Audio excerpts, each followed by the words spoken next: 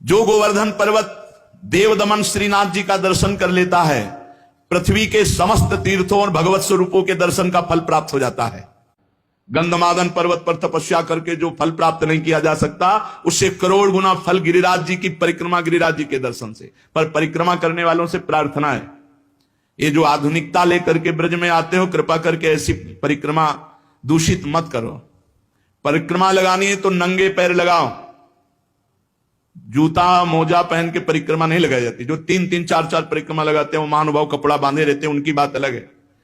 आप कहो जिंदगी में दोबारा ना लगाने को मिले, इसके बाद कोई व्यसन परिक्रमा मार्ग में न करे गिरिराज जी में। जैसे हमने देखा है, स्वयं सिगरेट पी रहे हैं, मसाला खा रहे हैं, पिच पिच थूक रहे हैं, तुम्हें शर्म आनी चाहिए। तुम ब्रजमंडल भगवान की तीर्थ मंडली जहां विराजमान है गिरिराज जी में, वहां आए हो, वहां तुम थूक रहे हो, तुम्हें शर्म नहीं आ रही? एक दिन मसाला नहीं खाओगे मर जाओगे, एक दिन बीड़ी सिगरेट नहीं पियोगे मर जाओगे, एक दिन नशा नहीं करोगे तो मर जाओगे।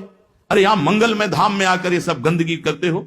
इसलिए परिक्रमा में दाहिने थूके नहीं, मुंहते नहीं, कुल्ला न करे। दाहिनी तरफ आराध्य देवते, चाहे वृंदावन की परिक्रमा हो, चाहे गिरिराज जी की, चाहे बरसाना धाम की, और नंगे पैर लगाओ।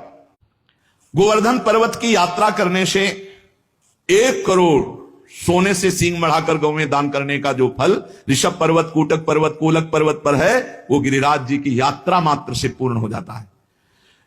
ऋषिमुख, सहगिरि, देवगिरि की संपूर्ण यात्रा और पृथ्वी की पूरी परिक्रमा करने का जो फल है, उससे करोड़ गुना फल गिरिराज जी की लूट लूट करके प्रदक्षिणा करने से प्राप्त हो जाता है, अर्थात दंडवती परिक्रमा से।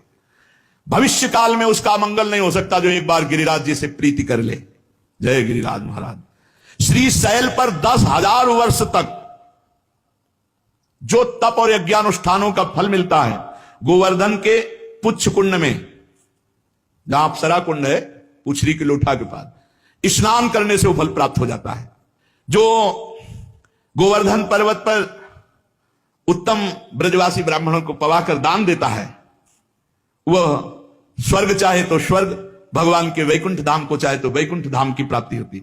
धन होए ना तो ये लाभ लेना चाहिए, भगवान के तीर्थों धामों में जाकर के भूखों को भोजन देना चाहिए, पूज्य जनों को कुछ दक्षिणा भोजन ऐसे करना चाहिए। भगवान दिए हो तो करना चाहिए। यहां 1 का लाखों भगवान देते हैं, मिलेगा, थोड़ा धैर्य रखो। समय, खेती भी बोई जाती है तो अपने समय से फलीभूत होती है।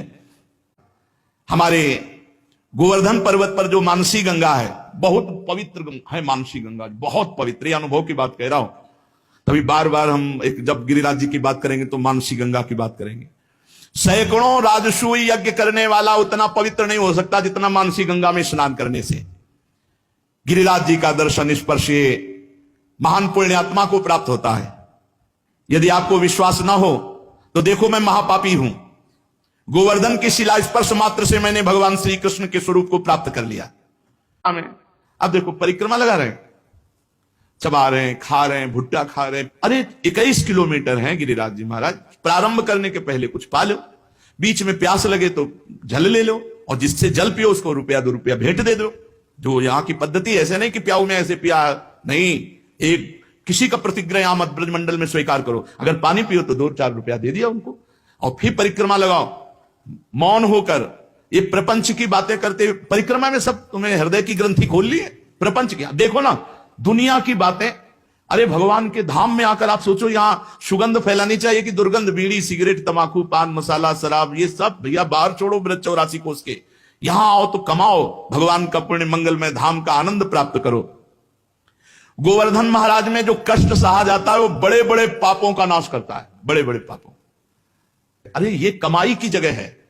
यहां उपवास करके खूब मंत्र, खूब नाम जप करो, भगवान का कीर्तन करो, परिक्रमा लगाओ, दंडवती लोटो, जन्म जन्म के पाप नष्ट करके लोक परलोक की उन्नति को प्राप्त हो। पर नहीं, बुद्धि भ्रष्ट है। यहां आए होटलों में वही संसारिकता, वही गंदी बातें। कैसे तुम्हारा मंगल होगा? 1-2 दिन के लिए श्री जी ने कृपा करी कि धाम प्रवेश पा जाओ, धाम में आके होटलबाजी इधर उधर। अरे ठीक है, कहीं रहो।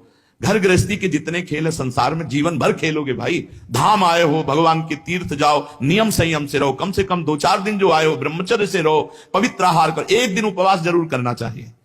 तीर्थवास का एक नियम है कि कम से कम 3 दिन रहे तो 1 दिन उपवास करे, दूसरे दिन फलाहार, तीसरे दिन 1 बार अन्न ले ले, और खूब साधन भजन करे। ये तो कमाई का देश है। देखो, जो कर्म करोगे उसका आपको फल भोगना पड़ेगा।